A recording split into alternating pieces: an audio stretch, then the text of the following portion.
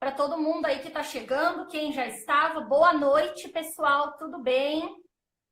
Sejam todos bem-vindos aí mais uma live Estudando TEA. Nós, mães aí empoderadas, que sabemos o quanto é importante ter sempre mais informação, juntamente das pessoas que nos apoiam aí na comunidade, muitos profissionais, professores que sempre participam da live. Então, hoje nós vamos falar sobre estereotipias ou STEAMs. E para começar isso, então, primeira coisa, vamos traduzir o que significa essas duas palavras, né? A estereotipia, pessoal, eu anotei aqui, é um termo médico que significa ações repetitivas ou ritualísticas. E o STEAM ou STEAMing, que vem do inglês, é autoestímulo. E esse termo, ele é preferido pelos autistas, tá, pessoal? Então, uma imagem muito associada ao autismo, que na verdade é um tabu, né? Mas é uma coisa antiga que a gente sempre pensa no indivíduo que está se balançando para frente e para trás sem nenhum motivo aparente. Mas o que pode parecer sem sentido para uma pessoa neurotípica é, na verdade, um comportamento que faz parte da vida no espectro autista, chamado de STEAM ou estereotipia. Esse termo de ações repetitivas ou ritualísticas vindas do movimento, da postura ou da fala. Existem esses três tipos, então, tá, pessoal? E as estereotipias costumam acontecer em situações em que o autista se sente bombardeado por excesso de estímulos e essas ações ajudam a pessoa a se reorganizar internamente, processar tudo que ele está sentindo. Temos relatos aí de muitos autistas, né, que entendem a estereotipia como algo prazeroso, que ajuda a se acalmar, a se concentrar e aliviar a ansiedade.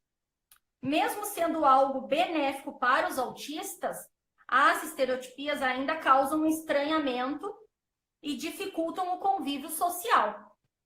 Crianças e adolescentes no TEA costumam ser alvo de piadas e até sofrerem bullying por causa destes movimentos. E exatamente por destoarem do comportamento da maioria, é muito comum que as estereotipias sejam um traço que chama a atenção dos pais, inclusive, e da família para buscar a procura de um diagnóstico. As estereotipias ou STEAM se tornam um grande estresse se for feito com muita intensidade, principalmente na primeira infância, porque muitas vezes tira a criança de grandes oportunidades de aprendizagem e de interação social. E os pais não sabem como lidar com isso, então acabam ficando muito angustiados e estressados.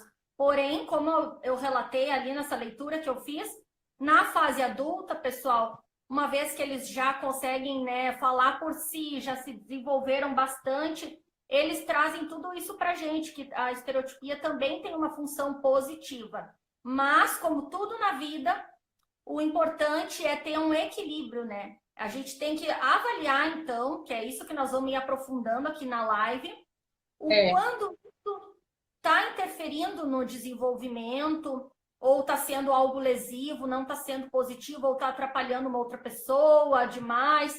Mas, caso contrário, a gente também tem que desmistificar esse assunto e esclarecer e entender mais, né?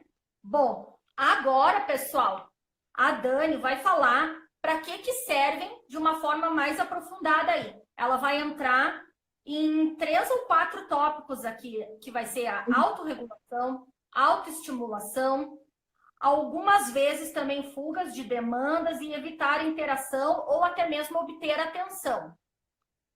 Exato. Bom, a pessoa que tem os comportamentos dos STEAMs e também as estereotipias, basicamente, o que a gente mais ouve falar é para autorregulação. Então, vamos falar de 3 tópicos aqui. Vamos começar sobre a autorregulação. A pessoa tem esse comportamento para se regular, para se organizar, para se acalmar. É uma maneira que ela encontra de estar no momento ali que está bem intenso para ela. Ela está fazendo esse movimento para ela ficar organizada. Para ela isso é prazeroso, é tranquilo, porque ela vai sair daquela ansiedade, vai sair daquilo que está angustiando ela e vai poder se autorregular. Também eles usam essa autorregulação até assim para clarear pensamentos, tem autistas que na hora de uma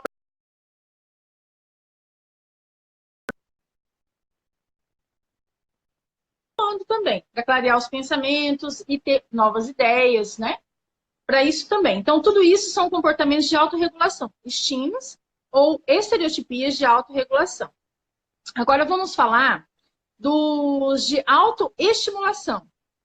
Bom, esse de autoestimulação já é diferente do outro que se regula. Esse é para ele se sentir confortável.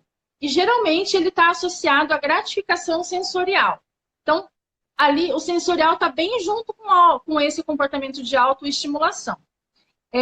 Então, ele pode envolver todos os sentidos, ou um sentido ou outro, que mais para frente a gente vai falar com calma de cada um deles, de algumas estereotipias assim mais comuns, tá? Uma palavra, a grosso modo, que definiria esse, pelo que eu entendi, a diferença é assim pelo sentido de sentir prazer com aquilo, com aquele movimento, né? Exatamente, é realmente prazeroso. É uma coisa gostosa para o autista, como para uns é comer chocolate, né? Para ele, nesse sentido da autoestimulação, é como uma sensação prazerosa, uma coisa boa. E aí depende do que ele vai fazer ali para autoestimular. Mas sim, o prazer é confortável e é uma gratificação para ele mesmo, diferente do primeiro que a gente falou, que era para abaixar a tensão e tudo mais. Aí tem uma questão que também tem o seguinte: às vezes existem estereotipias que a criança, ou o adulto, ou o jovem faz, que é para outras funções, que pode ser para fuga, né? Ou para chamar atenção, ou de repente a criança tem ali uma demanda, de repente numa terapia, algo parecido, e ela começa a estereotipar, porque ela acha, não, então vamos parar agora, porque ela tá fazendo estereotipia, então vamos parar. Alguém parou uma vez ali e ela entendeu isso, bom, isso dá certo, então toda vez que eu quiser sair daqui, eu vou fazer assim, eles vão me tirar imediatamente. Então, pode ser que seja usado como fuga também, ou para chamar atenção, né? Crianças que fazem estereotipia. Pode falar, amiga, pode falar. Não, nesse momento, nessa associação, principalmente na primeira infância, pessoal, obviamente que já um adulto, um jovem já vai ter esse discernimento que não. Mas ali a criança, ainda mais que eles têm déficit de comunicação, assim como eles entendem um que não se comunica bem, que se chorar eu obtenho uma coisa, se eu fizer uma estereotipia e naquele momento a minha mãe ou o terapeuta, sei lá quem for, agir de uma maneira que me tire daquilo que eu não quero, pode ser que ele entenda esse comportamento com essa consequência, com essa resposta. Então, ele vai tender a fazer de novo, né, amiga? Foi isso que tu quis dizer, né? Bem isso, porque ele deu certo, eu vou fazer. Aquele negócio de comportamento que a gente sempre tem que extinguir alguns comportamentos inadequados. E a gente, alguma vez, alguém reforçou, e isso mostrou para ele que dava certo e ele está aproveitando. Então, esse é um outro tipo, é uma outra questão, tá?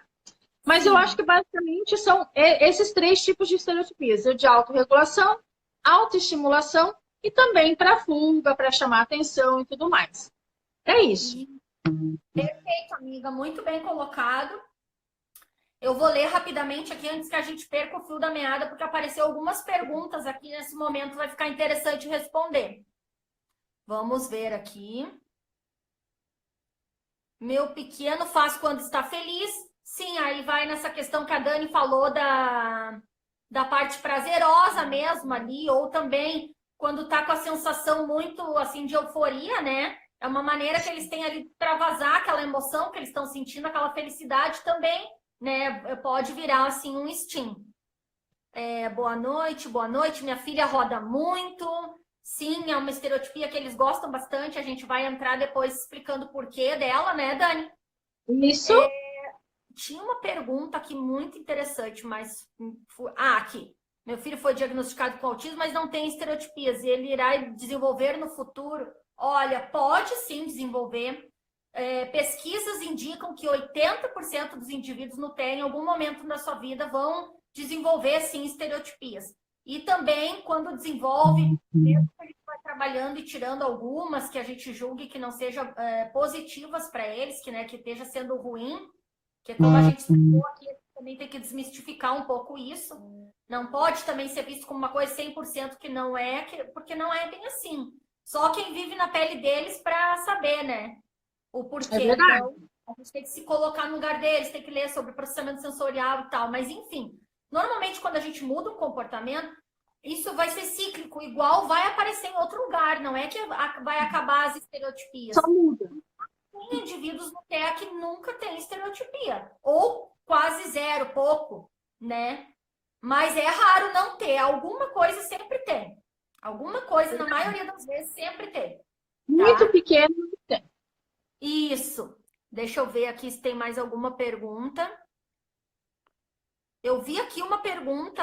Ah, aqui, ó. Essa. Como saber a diferença no nosso filho da estereotipia? E essa pergunta aqui da Fábio, ela tem uma filha adolescente. Eu peguei ali na hora que ela escreveu, quando tu falou, Dani, sobre a autorregulação e a autoestimulação. Então, o que eu poderia responder sobre isso? A gente, né, mães de autistas, principalmente quando ainda não se comunicam bem, quando eles não conseguem expressar tudo que eles sentem, né? Que isso é um caminho longo também para eles conseguirem mesmo, até os que estão bem funcionais, se comunicam bem, às vezes não conseguem. Então, a gente vai ter que perceber por outros contextos ali daquele momento, né, o que antecedeu para aquela estereotipia começar, para entender qual foi o motivo. Então, que nem ela falou ali, vamos dar um exemplo. E ela ficou muito feliz que ficou sabendo que vai ir no show da Xuxa. E aí ela fez uma estereotipia. Então, é uma estereotipia porque ela ficou mais hiperexcitada, mais feliz, né? Ela tá ali comemorando, por exemplo. Então, tu vai interpretar que aquilo ali foi por isso. Agora, ela tava andando na rua, passou uma moto com um barulho super forte do lado, assim, ela demonstrou aquele desconforto e começou a fazer uma estereotipia.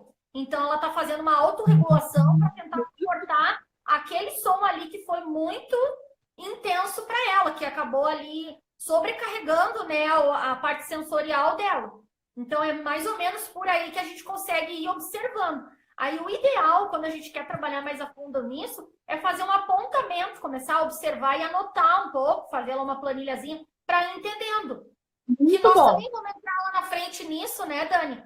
Porque aí é uma maneira que a gente vai conseguir de fazer certas coisas para estar diminuindo aí o impacto, né, de ter tanta estereotipia, no sentido não preconceituoso, mas no sentido para esse indivíduo poder estar interagindo mais, aproveitando o ambiente, estar aprendendo, enfim, com essa finalidade.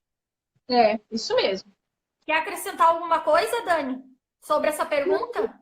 Eu acredito que a gente vai passar tanta coisa aqui para vocês depois que eu acho que vai ser bem legal. Eu vejo que mães estão perguntando como que eu faço para diminuir. A gente vai falar tudo isso depois. Vamos chegar lá, pessoal. Ó, meu filho faz movimento tipo minhoca. Será que é estereotipia? Então, para te caracterizar como estereotipia, tem que ser uma ação repetitiva. Agora, elas são muito variadas, né?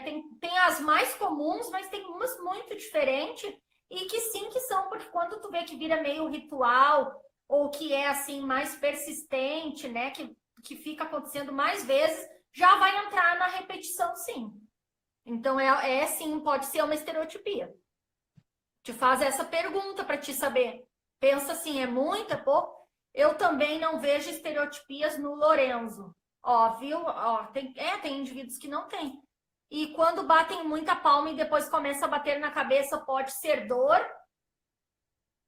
Pode ser várias coisas. Pode ser uma questão proprioceptiva, de sentir ali as mãos, de gostar do estímulo do som. A cabeça, de tentar se localizar, sentir o corpo, né? Posso ajudar meu filho a diminuir as estereotipias? Sim, nós vamos falar mais à frente. Malateca, oi, lindas. Oi, linda. O meu filho agora dá uns gritos fora do comum persistente. É um instinto vocal, nós também vamos entrar nisso. Eu vi antes que a Cat entrou. Muito obrigada pela presença, Cat, do Apontando para o Futuro Autismo. Obrigado para todas vocês, aliás. E então, pessoal, vamos seguir adiante, porque o tempo vai andando e o conteúdo é extenso. Se for surgindo mais dúvidas aí, vocês vão colocando para a gente, tá bom, pessoal? Então, dito então que a Dani falou dos tipos das estereotipias, vamos falar mais um pouquinho sobre a questão, então, de quebrar preconceitos, de compreender o autista e de trazer um pouco mais de empatia para a gente analisar melhor aí essa situação, né? Eu vou ler uma coisa aqui para vocês para focar e ser mais breve também. Ó, pessoal, ó, roer unhas, balançar a perninha cruzada, enrolar o cabelo, Tirar assim, ó, uma canetinha, apertar a caneta, estalar os dedos, tá? Isso tudo é muito comum a gente fazer e a gente nem se dá conta. São ações autorregulatórias, o que a Dani tinha explicado antes ali no primeiro item, tá? Ou seja, que são realizados no intuito de se reorganizar, de se acalmar, é muito comum. Então, por exemplo, se eu tô aqui nervosa que vai começar a live e eu vou falar em público, eu posso estar tendo uma ação dessas para me autorregular, né? Então, assim, para aliviar a ansiedade, a irritabilidade, o estresse, ela serve tanto para as pessoas neurotípicas como para as pessoas no TEA. O que é a grande diferença, pessoal? Está na frequência e na intensidade que isso acontece, né? Além do comprometimento que essas estereotipias podem trazer para a possibilidade de interação com as pessoas. Então, assim, porque acaba sendo muitas vezes muito, né? Neurotípicas também são vistos muitos movimentos que se servem de social engajamento com pessoas e atividade. Se a gente olhar esses movimentos como comportamentos regulatórios, podemos entender que as pessoas no TEA necessitam, em algum momento, acessar sua zona de conforto para se regular. Porém, os movimentos forem intensos e passarem a interferir na vida, essas estereotipias precisam ser avaliadas e, eventualmente, tratadas. É isso que a gente está trazendo aqui, explicando. A gente tem que pensar muito se essa estereotipia está mesmo atrapalhando no desenvolvimento, se ela é lesiva. Mas se não, a gente também tem que entender que eles precisam disso, né? A gente precisa entender que eles precisam disso. O mais eficaz, então, pessoal, é o quê? Avaliar caso a caso, cada STEAM, né? Cada indivíduo, quando, como e com qual intensidade isso ocorre para cada criança, né? Individualmente, ou cada jovem, adolescente. E, a partir daí, optar por uma abordagem mais adequada. Então, não tem também um método, assim, diretamente mais eficaz nisso. Temos muitos, mas, às vezes, funciona alguma coisa para para outra pessoa não funciona, né? Agora, o que a gente sabe é que quanto mais precoce for a intervenção, certamente vai ter mais eficácia nos resultados. Então, por que a gente interfere ali na infância bastante nos STEAMs?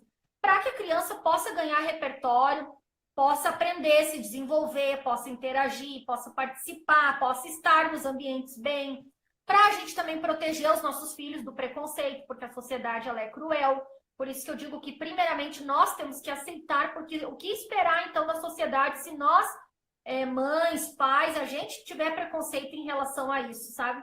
Também não é ter vergonha em entender os momentos, as necessidades deles, mas também saber interferir como a gente usa do bom senso para tudo nas nossas crianças pequenas, porque a gente está ali para estar auxiliando eles e querendo o melhor para eles. Então, se for demais, é óbvio que eles vão ter um prejuízo, né? A gente vai ter um impacto, a família toda vai ter um prejuízo. Mas se não é, também, por favor, que a gente entenda isso como uma coisa mais normal, que a gente vai esclarecendo, porque o preconceito não existe entre as crianças, por exemplo. O preconceito está todo na gente, no que a gente fala, o que a gente pensa, né? A diversidade é linda.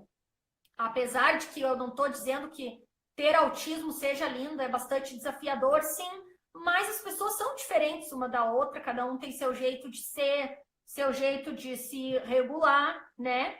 Isso faz parte ali das características do indivíduo com TEA.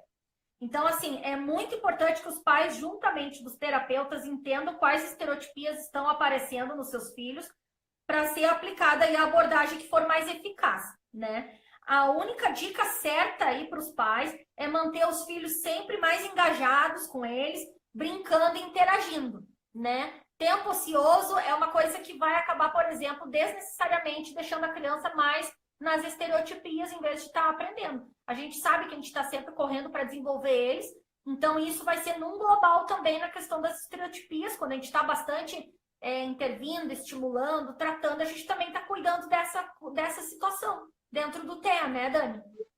Exato. Bom, quer falar alguma coisa, amiga, para complementar nessa parte de quebrar preconceito? Não, super completo. Tudo que você falou está muito bom. A gente tem bastante coisa para falar, então a gente vai comentando depois. Então tá, aí, deixa eu ver o que mais que nós temos aqui, o que mais que eu anotei. Ah, sim. Tem um parágrafo bem curtinho aqui para dar um aprofundamento, então, sobre as estereotipias ainda. Daí a gente entra, amiga, nas estereotipias que daí tu vai falar, tá? Ótimo. Então, assim, ó, as estereotipias são comuns em outros distúrbios também e até nas pessoas neuroatípicas, como eu falei antes para vocês.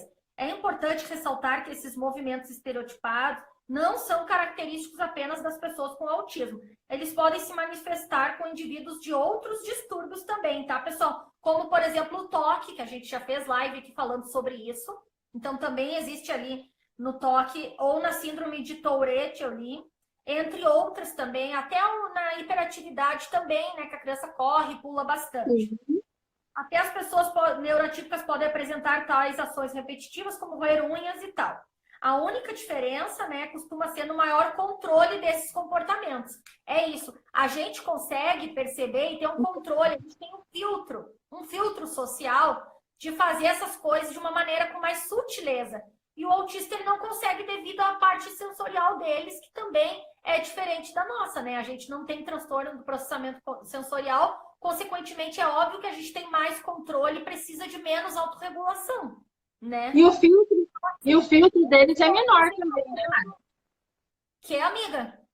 O filtro deles, o filtro social deles é complicado também, nesse caso, para eles. Quando eles são crianças, eles ainda não sabem que as pessoas não vão achar bonito, que eles estão pulando ou correndo, eles não estão nem aí também para isso, sabe? Tem mais essa. Então, eles começam a sofrer mais com esse problema, inclusive ter depressão na adolescência e na fase adulta. Por isso que também a gente citou que é importante a gente desmistificar, conversar na sociedade, tratar com um pouco mais de naturalidade, né? Bem, então já tem muitas teorias aí que vem procurando explicar as estereotipias, né, presentes dentro do TEA. A gente já sabe, então, da questão das alterações sensoriais, que inclusive nós tivemos a live semana passada, e essa live está lá no canal do YouTube da Dani, no TEA em Família. Lá, inclusive, vocês entram no link, pode baixar um PDF sobre isso mais aprofundado para leitura. Então, se vocês perderam, vão lá. Então, aqui, nós temos, então, tipos de estereotipias, que agora é o que a Dani aí vai começar a falar aqui pra gente, né, amiga? Ok, a gente tem estereotipias motoras, temos as estereotipias vocais, estereotipias com objetos e algumas outras também. Então, vamos começar a falar com as motoras. A gente vai falar aqui as mais comuns, né, amiga? As mais comuns, porque essa é mais fácil da gente identificar. Isso, se for surgindo alguma que vocês acharem aí para acrescentar dentro do item agora motor, aí vocês vão comentando a partir do que a Dani falar.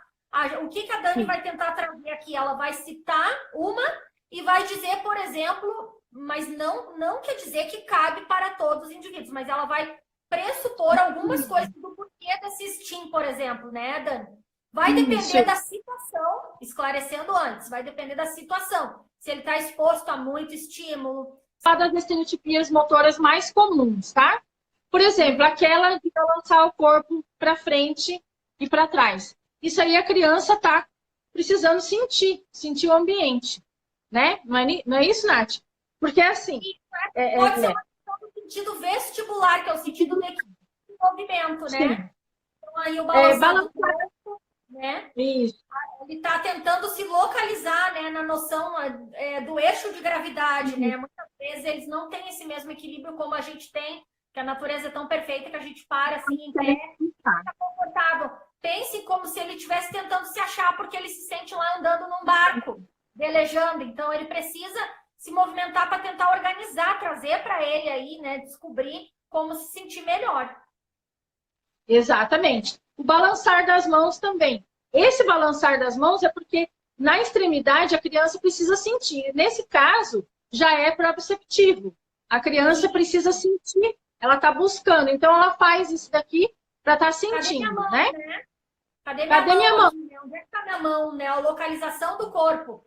Então, eu vou mexer minha mão aqui, ó, que eu faço isso aqui bem forte, eu sinto ela. E isso me traz um conforto, porque vocês imaginem, pessoal, se vocês não tivessem essa consciência corporal perfeita que a gente tem, o que vocês fariam, né? Isso também pode ser para confortar, aí volta naquele passo lá atrás. Pode ser para regular, pode ser para confortar também, tá, gente? Aí tem que ver a questão da criança, né, amiga? Vamos nelas já falando uma alternativa para substituir as estereotipias junto? O que tu acha? Pode ser, pode ser. Então, por exemplo, assim, vamos rapidamente pensar. Ah, eu me balanço para frente e para trás. Como é que eu dou função para esse STEAM? Bota a criança lá numa rede, numa lycra, numa cadeira da vovó sentada de balanço. Fica mais funcional e tu tá trazendo para ela aquilo que ela precisa. Muito bom, isso mesmo. Eu quero balançar minhas mãos, eu não tô sentindo minhas mãos. Mas pode chamar muita atenção ficar aqui com as mãos. Então pega lá um objeto sensorial, aquelas bolinhas, pessoal de fisioterapia, ensina a criança a apertar a bolinha para ela sentir as articulações e vai ficar uma maneira mais sutil ali dela se regular, sem estar chamando muita atenção para ela não sofrer bullying e tal, e não tá, de repente, né, distraindo na sala de aula os coleguinhas, mas dê essa sensação para ela. Se tá lá na escola, coloca na caneta ali uma borracha em cima um negócio sensorial para a criança apertar, sentir na caneta, uma caneta com textura, com uma lixa, sabe? Vamos adaptar, vamos fazer as acomodações necessárias para tentar suprir isso. E não simplesmente querer bloquear. Não, nunca. Tá. Porque faz o efeito contrário. Isso, não é o contrário, pior, exatamente. Sim. Bater os pés no chão ou em algum objeto próximo. Também é outro proprioceptivo. A criança está com busca sensorial, né? É busca sensorial. Essa criança não pode sentar numa cadeira de pendurada com as pernas, ela precisa se sentir, entendeu? Os pezinhos firmes no chão. Então, um calçado também, às vezes, mais pesadinho, aquelas botinhas meio... Como é que é o nome? Sabe aquele calçado assim mais off-road, assim, né? De ir pro mar e tal, com peso no pé ali, né? Pra criança pisar naquelas bolas de... Vai um pouquinho lá, vai num pula-pula, dá uns pulinhos no chão, dá o que ela precisa para ela se regular, para depois daí a gente começar a trabalhar. Ó, agora, filhinho, vamos fazer tal coisa, agora procura manter os pés firminhos um pouquinho no chão.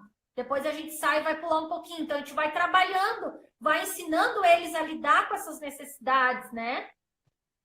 O pula-pula é ótimo. Depois da criança pular um pouquinho no pula-pula, você traz ela para a atividade, ela vai estar muito boa para fazer a atividade, né? Isso. Tá, vamos continuar. Girar em volta de si, né? Aquela criança que fica girando no próprio eixo. Isso também é do vestibular, né? Vestibular. Isso é do próprio eixo. Eu faço com a criança, eu brinco de gira, gira, gira, vai ficar tonta, caiu no chão. Aí a gente não deixa ela ficar muito tempo naquilo, mas dá aquele girinho para ela e dá uma função. Vai mostrando funções para as experiências, para ela entender, para ela conseguir se estimular dentro de conceitos e situações mais funcionais. Ah, vamos rodar o balanço, vamos andar no gira-gira, vamos cantar a roda, ciranda, cirandinha, dá a mão para mim e vamos girar. Perfeito, perfeito. Que mais? Cruzar e descruzar as pernas, estralar os dedos, né? Roer unhas. Roer unhas, por exemplo, e morder objetos, porque tem criança que morde tudo, né? Depois, mais pra frente, pode até começar a querer morder ela mesma. Não tem problema, tem muitos mordedores, né, Nath, que a gente pode comprar, pode substituir, pode ser discreto, coloca dentro da camisetinha da criança, vai substituindo aos poucos. A busca oral, né? Lá fora tem muitas lojas dessas, assim, de...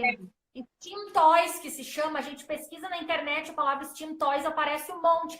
Então tem esses colares que são de silicone, que é um material que não é perigoso, que não vai ali quebrar um dente, que a criança não vai engolir, mas que tu tá trazendo essa busca, no caso dela, normalmente é aqui oral no maxilar. Aqui, ela tem vontade de morder. Se a criança já se morde, é porque ela tem as duas coisas, ela tá buscando aqui e ela precisa procurar. Então, ela precisa do mordedor e de uma outra coisa na mão. Porque aí a gente tem que interferir, porque seria uma coisa disruptiva, né? Sim, perfeito. Sim. Tem que interferir, se for nesse caso. Vamos ver aqui, pular no sofá. Aquela criança que não senta para assistir um desenho, ela só pula. Isso aí é uma estereotipia. Muito comum nossas crianças não sentar para assistir. Então, a gente tem que fazer o quê? Redirecionar essa criança também, né? Traz ela para... Você pode colocar outras alternativas para ela. Você quer falar, filho, vamos pular um pouquinho, mas agora, depois, tenta sentar e começa a trabalhar a tolerância dela, uns segundinhos. Depois que a gente vê que ela tá pulando só por pular, a gente pode dar um pause na TV e dizer, ó, então tu quer pular? Vamos pular um pouquinho, depois a gente liga de novo a TV para te olhar o desenho, mas aí tem que sentar. Sim, pode ir mediando, falar, olha, você quer pular? Então a mamãe vai desligar, você quer pular, vamos lá fora brincar. Depois, quando você estiver mais calmo, você vem e senta e assiste. Se você ficar pulando, a mamãe vai desligar. Você tem que ir intermediando tudo isso também, né? É que a TV tem muito estímulo, né? O visual, as músicas. É muita Não é concorrência. recomendado muito o uso do eletrônico e da TV, porque na verdade aquilo ali excita demais o cérebro deles também. Tem que dar uma vista nisso daí, diminuir um pouquinho. A criança também, que algumas mães falaram assim, a criança que corre para um lado para o outro, meio sem sentido, né? É a criança que está com busca. É o buscador, é esse. O Rafael é assim, corre de um lado para o outro. Muitas vezes a criança corre quando está feliz. Quando ela está feliz, ela corre, né? Então você tem que dar alternativas. Então vamos correr junto. Mas você tem que brincar de pega-pega. Brincar de pega-pega. Vamos brincar então para ela entender. Puxa, então quando eu ficar feliz, eu vou brincar de pega-pega. Não vai ficar sem sentido, apenas correndo de um lado para o outro, no meio das crianças, no meio da sala. Então, a gente vai direcionando aos poucos isso daí também. O que mais? Andar na ponta dos pés, né? Que é muito, muito, muito comum. Isso aí é sensibilidade tátil dos pés. A criança que não, provavelmente ela não tolera pisar numa pedrinha, pisar numa areia, né? Então, vamos colocar aos poucos essa criança para pisar na areia, pisar na terra, pisar na pedra, em superfícies diferentes, para ela ir dessensibilizando, né, Nath? E trabalhar o sentido vestibular, porque ela também está tentando achar o eixo dela, por isso que ela se para na ponta dos pés. Ela pode tanto ter a sensibilidade tátil, como também essa noção aí do sentido vestibular meio alterado. Então, ela precisa ali de uma rede, também de um balanço e da dessensibilização do plantar, né? Então, a gente pode botar a criança para pisar no pneu, em algumas coisas, onde aos poucos, para ela não cair, ela vai ser obrigada a ir aos pouquinhos encostando o pé no chão. O filho tem... Nisso aí a gente tem que interferir, porque pode atrapalhar depois a questão dos tendões e tudo mais com longo prazo, né, pessoal? Exato. Bom, o que mais? O movimento dos dedos, assim, ó, na frente dos olhinhos. Geralmente as crianças fazem assim. Isso aqui é uma estereotipia visual. Ela está querendo... É uma estimulação aqui no olhinho dela, né? E pode ser tátil também. Dedinho, mas é junto com o visual, exatamente. Pode ser esse e pode ser o visual. Então, nesse aí, você também tem que buscar. Também, por isso que a gente coloca tantas crianças para brincar com meleca. Sim, a música dos dedinhos. Coloca um sentido nisso tudo, uma gracinha ali para ela, fantoches, aqueles dedinhos, aqueles bonequinhos que faz aqui, né? E também, sempre, bastante atividade sensorial. Aqui no Brasil isso está começando a entrar agora, mas lá fora a gente vê um monte de Instagram montessoriano. Eles fazem atividade tática com as crianças desde pequeno. É muito comum. E a gente vem aqui no Brasil a fazer só quando a nossa criança está com probleminhas já está lá com seus problemas sensoriais. E não precisa. Pode ser criança típica também. Precisa dessa estimulação. É importante, né? Super importante. Perfeito, amiga. Olhar fixamente para objetos. É uma estereotipia visual. A criança fica horas ali olhando para o ventilador. É aquele movimento. Ela fica ali olhando. Aquilo é agradável a ela, né? Olha a máquina de lavar roupa girando. Olha o ventilador, né? O ventilador de teto. A rodinha do carro, né? Pega a rodinha do carro, gira e fica olhando. Outra também que é visual, a Alicinha fazia quando era bebê, eu achava uma gracinha, assim, não me dava conta. É o olhar lateralizado, aquele assim, ó. Ela vinha do lado e fazia assim para olhar os desenhos, assim, de lado, sabe? Uhum. Normal também, visual. Mas praticamente é isso. As visuais são olhar coisas que rodam e que brilham também, coisas piscando, assim. Né? Às vezes a busca, né? Ou também. É muito agradável a eles. Então a gente tem que direcionar também. Vamos colocar musiquinha, para isso não virar uma coisa que pode atrapalhar. Né? Que atrapalhe. E não retirar porque eles precisam, eles estão buscando uma forma de estarem bem. Perfeito, perfeito. Aí agora tem as vocais. Quer falar das vocais, amiga? Ou quer que eu leia também? Não, amiga, eu vou deixar de falar. Eu vou só agora ver se ficou algum comentário aqui das motoras. Tá. Meu filho passa o dia girando tudo que pega. A Alicinha passou por essa fase aqui. Essa estereotipia eu consegui tirar dela. A minha cunhada tá aqui, Janaína Carafonso, boa noite. Não falto mais a aula de vocês duas. Toda terça estou aqui, minhas mestras. A Dani do Aprender para Conhecer. O que você sugere com essa que citei acima, Nina Alves? Vamos ver. Tainara Gubiani entrou. Autismo e Prematuridade, oi lindonas. Psicopedagoga Karen. Ela estava numa live divina antes, pessoal. Tá salva lá no IG dela. Sheila entrou. Jéssica entrou. Meu filho tem disfunção tátil, tudo no chão. Ele é hipossensível, quer explorar, mexe em rejunte de piso, parede, tudo. Tem que passar a mão quando ele desfoca, vai com a mão no chão. Ah, sim, ele é um buscador, né? Ele tá buscando botar a mão em tudo. Então, tem que fazer. A Dani é craque em atividades sensoriais com o Rafa. Vai lá no canal dela no YouTube para te ver as atividades que ela faz. É bolinha de gel, é letra de lixa, é bolha, é meleca com shampoo. Traz ali um contexto de um brincar com a sujeira que ele quer. Bota ele para se sujar na terra, né? É muito bom. Porque ainda eu acho que o buscador é muito melhor do que a criança que é hipersensível. Porque aí você fica de fora de estar no parquinho brincando. Então, tenta usar ao teu favor, trazer isso que ele quer, só que dando função. Não fica lá só catando o rejunte por catar o rejunte, né? Então, vamos esconder alguma coisa dentro de uma textura parecida com o que ele gosta. É isso, né, amiga? Coloca um objeto que ele gosta muito dentro de uma textura diferente, vai mudando e vai fazendo essas brincadeiras. Com bolinha de sagu, né, Dani? Eu achei muito legal. Bolinha de sagu, ervilha, shampoo. Ah, olha, gente, tem tanta coisa. Milho. Ih, vocês podem usar várias coisas. Terra, areia. O comentou aqui, Gustavo era muito buscador, hoje não é tanto mais. Ó, pessoal, viram como as estereotipias e as questões sensoriais são cíclicas.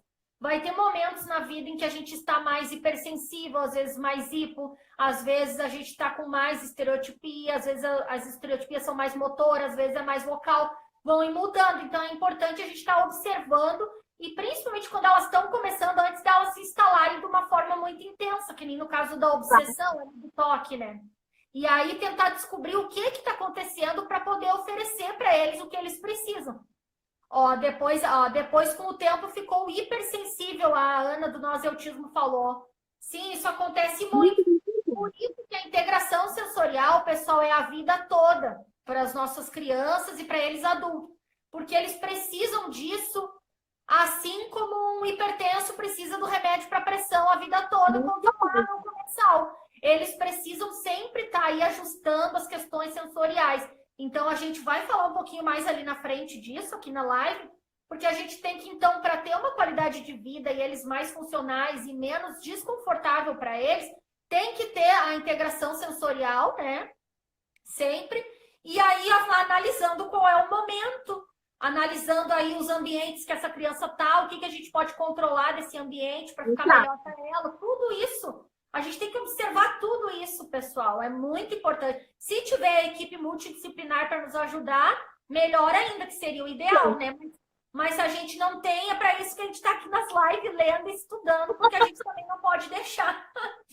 Deixa eu ver mais aqui. Sujo, chega na terapia sujo, tudo passa na mão, eu levo muito na pracinha, ele ama gelada, areia, terra, ele é muito explorador. Vou lá no canal, o canal da Dani é demais. A Dani tem um canal no YouTube, eu nem sei se até não era perto ou antes aqui do Instagram, o conteúdo lá é muito rico, inclusive traz a história do Rafa desde pequeno lá. Bem pequenininho. Que se inscrevam lá. Deixa eu ver aqui o que mais. Boa noite, primeira vez que assisto a live, vi a dica do Igno, atipicamente Gabi. Michele, bem-vinda, querida. Meu filho adora shampoos e cremes. Seria correto tirar isso dele de vez? Ele troca qualquer brinquedo por potes, até para sair ele leva e percebo que isso acalma ele. Amanda, querida, a Alice já teve, assim, é que nossas crianças têm uma tendência fácil de ter obsessão por certos objetos, que é o que a gente chama de objetos de apego. é uma maneira que ele tem de sentir um conforto, de levar uma coisa que para ele é previsível e que é do ambiente dele para os outros locais. Só que o que acontece no pote do shampoo e do creme vai ficar no contexto social um pouco esquisito, porque ele vai deixar de ser criança daqui a uns tempos, as pessoas vão achar estranho ele com um pote de creme. Então, o ideal não é que tu tire dele ele levar o objeto de apego, mas que tu procure encontrar, então, uma outra coisa que simule aí o pote, mas que seja no sentido de um brinquedinho, que fique um pouco mais funcional e mais discreto. Para ele não ser excluso, de repente, em algum ambiente, porque tem crianças, às vezes, que são maldosas, comentam coisas. Então, por esse sentido, e para ele também ganhar repertório. Mas não retire isso dele, porque se isso é o que faz ele estar na rua e sair feliz, o que importa é isso, né? Tem que ser feliz, pessoal. Exato. Né, Dani? Exato. Agora, então, vou deixar essa live. Deixa lá o envie salva no YouTube, com certeza deixaremos. A gente chama isso aqui de relíquia, pessoal. Isso aqui é um dia estudando, eu e a Dani, para chegar aqui para conversar com vocês, mas é muito bom, né? Muito bom, é muito agregador para a gente aprende muito com todos vocês aqui. Minha filha tem 2 anos e 3 meses, tem muito selfie com as mãos. Ah, o flapping, sim, pois é. Então, tem que tentar fazer aquelas coisas que a gente falou. Minha filha dorme com um pano, ela dorme 24 horas com ele, passa o dia todo atrás do paninho. Então, daqui uns tempos o paninho não vai ficar legal ela levar, e tu vai dar uma bonequinha. Mas assim, pessoal, eu recomendo que não retirem de supetão essas coisas. Eu já vi caso, tá, de uma menina que tinha 18 anos, porém ela tinha uma deficiência intelectual, então, na verdade, ela não tinha ali uma cabeça de uma adulta de 18 anos, ela era como se fosse uma mocinha mais jovem. E aí a mãe quis dizer assim que ela já era adulta e tal, e tentou tirar os bonequinhos que acompanhavam ela, e ela se fechou muito e diminuiu muito no que diz respeito à interação social e à comunicação. Então, assim, até que ponto vale, às vezes, a gente bloquear uma coisa que a gente acha que é ruim, se pode surgir uma coisa pior. Por isso que tem que ter muita cautela antes de mexer qualquer coisa. Não é assim, vou deixar que eles façam o que eles querem, mas procurem aí ir com os terapeutas, se possível, ou estudar, pesquisar na internet, pensar bem o que fazer para fazer uma tentativa adequada de melhorar, mas não vão por essa onda assim de, eu preciso, né, tirar isso porque isso não é aceitável. Não, tem coisas que podem surgir muito pior, que depois a gente vai se lamentar por não ter um pano, por exemplo. Então, muito cuidado, eu gosto de alertar isso aí. Deixa eu ver aqui mais. Meu bebê faz 2 anos amanhã, estou investigando se ele tem autismo, faço para parar. Eu faço ele colocar tudo na boca. Responde, amiga aí, Dani. O Entendi. Bebê coloca tudo na boca, ele tá numa busca oral, né, amiga? Muito grande. Você pode... oral, e tem uma questão também no caso do Té, né, que a gente ficava... Eu até me enganei na época achando que era dente da Alice, mas é uma questão... Então, assim, ele pode comer crocante, né, Dani? Exato. Coisas mais durinhas, né? Você pode dar, é o que a gente tinha falado antes, mordedor, tudo que vai fazer essa sensação que ele está buscando. Mas principalmente alimento. Você tenta colocar alguma coisa próximo do alimento, ou mordedor, né? Porque tem criança que quer lamber, quer comer tudo que vem, às vezes não é alguma coisa que pode comer. Então tem que trabalhar aí as questões do paladar também, colocar alguma coisa mais condimentada. A TO pode ajudar muito. Tentar fazer brincadeira com a boca, né? Fazer alguma coisa que traga oral. Aí, vamos fazer careta. Abre a boca, faça. Tu já está trabalhando habilidades, ensinando aí expressões faciais e tal, para trazer o que ele quer aqui e tirando aquele foco de estar toda hora botando tudo na boca. Né? Imita a mamãe, mostra a língua, faz careta, faz o som aquele... Tem que ser criativo, pessoal. Nessas horas, a gente tem que, dentro ali dessa estereotipia da criança, tentar ampliar o repertório dela e fazer com que ela encontre várias formas de se estimular e não ficar só numa coisa muito obsessiva, o que eu penso. Exato. Adoro fazer em casa com meu filho brincadeiras com geleca, massinha, bolinhas, gel. Antes não gostava, hoje ele aceita, adora colocar no pé. Olha que delícia, Tatiane, parabéns. Minha filha começou a mexer os dedinhos, esfregando um no outro, chegou a machucar um dia. Ela tem mordido as mãos em momentos que é contrariada. Ela tem 2 anos. Então, isso é por causa de uma falta de habilidade na comunicação aí dela. Aí ela tá sofrendo uma frustração que ela não consegue expressar o que ela deseja E ela não encontra formas, não é só pela questão da busca aí. É uma questão quando tu desenvolver mais habilidades de comunicação, que tem que se começar lá no não verbal, né, Dani? Isso aí vai Exato. começar a se afastar do comportamento dela, porque ela vai ampliar a maneira de demonstrar o que ela quer. É a mesma coisa que a criança que ainda, os não verbais, por exemplo, ou às vezes ele até está falando, mas não se comunica, ele vai jogar as coisas para cima e vai fazer para se comunicar. Então a gente tem que ficar de olho. Ó, amiga, uma para te responder aqui. Meu filho está com mania de colocar tudo na cabeça fingindo ser chapéu. Pode ser uma estereotipia? Acho que Olha, não. Pode ser uma não, brincadeira mesmo, mas se for estereotipia, dá para dar função, né? nossa, dá para comprar várias fantasias para ele. Porque tem criança que não tolera nada aqui em cima. Se ele já gosta, isso é bom, né? Quer dizer que ele não tem problema nenhum de hipersensibilidade aqui no cabelo, nada. Pode brincar, traz fantasias diferentes, trabalho lúdico com ele, né?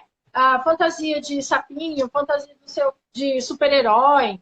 Aproveita essa parte e faz a ludicidade. Ele aceita usar coisas na cabeça, né? Que nem eu botar uma tiarinha na cabeça. Então já dá para aproveitar a história. Usa brincadeira, isso mesmo. Ó, Dani, mais uma aí. Minha filha tem o hábito de o tempo todo ficar puxando o catarro e fica com ele na boca brincando. Se eu falo, ela faz gracinha. Ó, esse aí é um tipo de comportamento que pode tirar ele se tu pensar no que vai anteceder e no que é o reforçador. Aí nós estamos falando de aba nesse momento, de analisar esse comportamento. Tu já percebeu que tu fala para ela, ela acha a maior graça. Então, tu tá reforçando e fazendo com que esse comportamento continue se intensificando, na verdade, né? Então, isso aí não funcionou. O que tu vai fazer? Não vai poder dizer para ela não fazer, tu não pode dar atenção para ela nesse momento e tu vai fingir que tu não viu e fazer outra coisa, ocupar a boca dela com outra coisa para tirar o foco disso aí, para ela esquecer disso, para ela desencasquetar, como eu digo. Que verdade. Assim, tudo que eu falar não, pronto. Paguei os pecados. Se eu disser não, ainda mais também assim o tom da voz. A gente até pode dizer não, mas é um não, é aquele não assim neutro. Não é o não, aquele não faz isso, eles adoram esse não. Eles gostam disso, eles gostam. Quando você mudar o tom, né? Se você mudar o tom que você fala não, já vai funcionar de outra maneira. Ou tenta não falar que é melhor ainda o não, né? Dizer o que tu espera que a criança faça é melhor ainda. Nesse caso, como ela não tá... Meu filho mexe o tempo todo no pênis. Uma comentou. Olha, essa estereotipia também existe, de mexer no pênis. E ela é ruim porque é uma coisa inaceitável, assim, socialmente falando, né? E, na verdade, quando é uma criança, ela ainda nem tem consciência na questão sexual. É uma questão mesmo dele ter gostado ali da textura. Vou falar uma palavra aqui, mas bem aproximada, mas é o saco ali, é um lugar quente. Daqui a pouco ali ele sente, né, uma sensação legal na mão dele, tá tentando buscar uma coisa. Então, essa aí, o que tu tem que fazer? Tu tem que vestir uma roupa mais difícil dele conseguir botar a mão, se ele não tiver muita habilidade motora, por exemplo, para botar, melhor ainda. Um suspensório, uma camiseta bem enfiada para dentro, sei lá, uma coisa que tire as oportunidades frequentes dele estar botando a mão. Não pode dizer não faz, que talvez tu vai reforçar. E trazer para a mão dele outra coisa. Então, se ele gosta de coisas quentes, uma bolsa de água quente para apertar, alguma atividade. Tem que ir trabalhando aí. E também, se for o caso extremo, também fazer historinha social explicando para que serve o pipi, que o pipi não pode pôr a mão, que é para fazer xixi, que a mão a gente pode pegar isso e aquilo. E toda vez que a criança pegar uma outra coisa, tu dá outra coisa para ela, tu pega e de imediato dá um reforço para ela como que aquilo foi legal. E aí, assim, tu vai diminuindo, até chegar ao ponto dele cair fora disso aí. É, porque quando é criança, ele não tem nem ideia do que ele está fazendo. Quando ele for mais adolescente, a gente sabe que é normal. Sim, mas né? quando ele é criança, não. Né? Faz parte. Mas se a criança, eu não sei a idade da criança, mas é isso, né? Ele não entende. Eles não têm filtro social. Que nem a Alicinha, por exemplo, tem uma sensibilidade tátil na questão das roupas e etiqueta. E ela tava com a mania muito de enfiar a mão nas calças, só que no lado do bumbum atrás, toda hora com o rego de fora, assim, abaixando a calça, porque ela achava confortável ficar com a bunda de fora. Daí eu fui ver as roupas que eu tava colocando, o elástico da calcinha, por exemplo, e toda vez eu não falo nada, só tiro a mãozinha dela dali e já sigo fazendo outra coisa. E aí tu vai tirando o foco, até o momento que a criança também tenha uma compreensão que tu possa explicar, ó, o bumbum não pode mostrar, tem que explicar o que é estar pelado. Aí como é que eu vou dizer? Exige uma série de compreensões também da criança para te conseguir trabalhar da forma só pelo explicar. Por isso que o ideal de início é ir tirando só o foco, né? Sim, Até que principalmente compreender que isso não é adequado, né, como uma regra. E dar o reforço, né, quando daí ele pegar outra coisa. Meu gosta de ficar com a mão dentro da boca e começa a chorar, penso que sente dor porque chora. Olha, ele pode estar querendo demonstrar uma dor na garganta, uma dor de dente, ou ele pode estar encostando na campainha, uma coisa assim, se sentir nauseado, então ele também não sabe.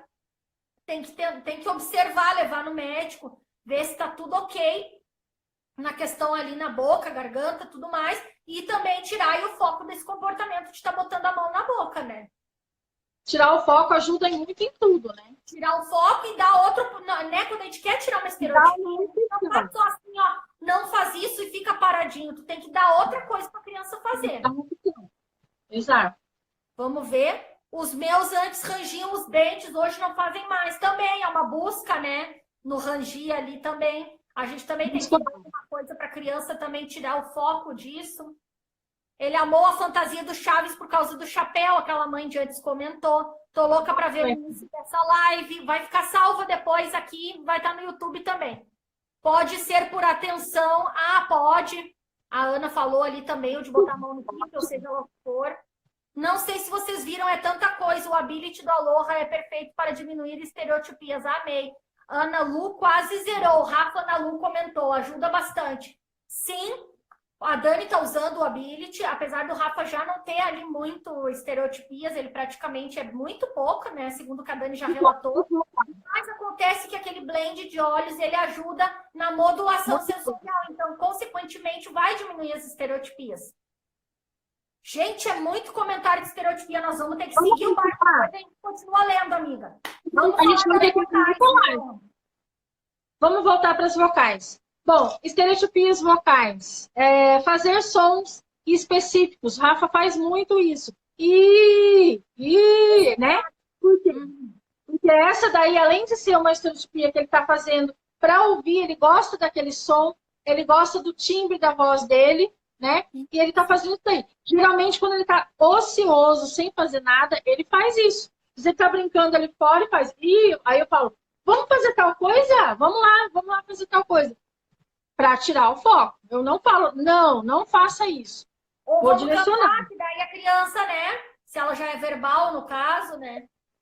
Outra coisa também. Isso tudo é muito comum aqui em casa. Frases de desenhos ou sílabas, né?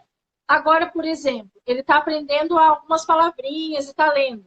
Então, hoje ele ficou o dia inteiro, abóbora. Ele ficou falando abóbora o dia inteiro. Porque ele acha agradável o som da abóbora. Mas aí faz totalmente sem sentido. E fica falando do nada. A gente estava no mercado, lá no dentista. Ele estava lá falando abóbora, melancia. Ele gosta do barulho que faz. Então, uma estereotipia vocal. E a gente tem que direcionar, né? Bom, as vocais é basicamente isso, né?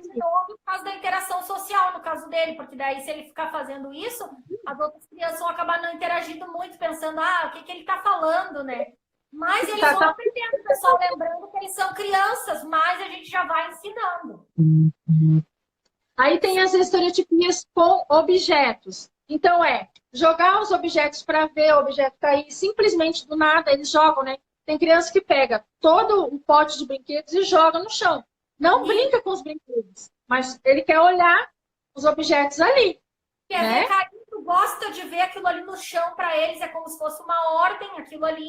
E também o som dos objetos caindo, pode ter vários motivos aí. E principalmente também o repertório pobre no brincar ainda, né, Dani? Exato. Aí nessas horas, o que você vai fazer? Direcionar mais uma vez. Vamos jogar então. Vamos acertar os objetos lá dentro da caixa. Vamos arremessar o objeto. E vai direcionando. Vamos ficar uma bolinha com barulho, uma bolinha de ping-pong, então. Bolas diferentes. objetos diferentes. Vamos controlar o ambiente, vamos diminuir os brinquedos à disposição, se a criança está só jogando no começo, controlar os estímulos que tem ali. Gente, se ela está jogando tanto brinquedo e não está aprendendo, não tá brincando ali direitinho, a gente, então, a primeira coisa, controlar o ambiente, diminuir esses brinquedos, deixar mais ou menos tudo favorável, né? Isso. Vamos ver mais. Girar rodinhas, né? Tão comum que a gente falou, que é um objeto, você ficar manipulando, né? Enfileirar, empilhar. Os objetos também, assim, no círculo, né, Dani? Sim, nossa, muito comum, Rafael, fazer isso. Tampa de panela e tal, né? Daí eles ficam girando com a mão e olhando, né? No visual, ali, tem que sumir um pouco com essas coisas que rodam, ou esperança da criança um pouquinho, rodou, brinca um pouquinho, e aí faz a variaçãozinha. A gente vai de pouquinho, a gente não vai lá e não roda, não, né? Sim, a criança que gosta de empilhar, ela só quer empilhar tudo bem, você vai deixar ela empilhar, mas aí você vai colocar um contexto. Nossa, agora vamos empilhar esses carrinhos aqui, vamos construir? Vamos fazer um castelinho? Nós vamos cair, amiga. Vamos cair? Então vamos abrir outra. Vamos abrir, aí a gente termina acho que uns 10 minutinhos, vai chegar ali nas últimas estereotipias, né? Pessoal, já voltamos.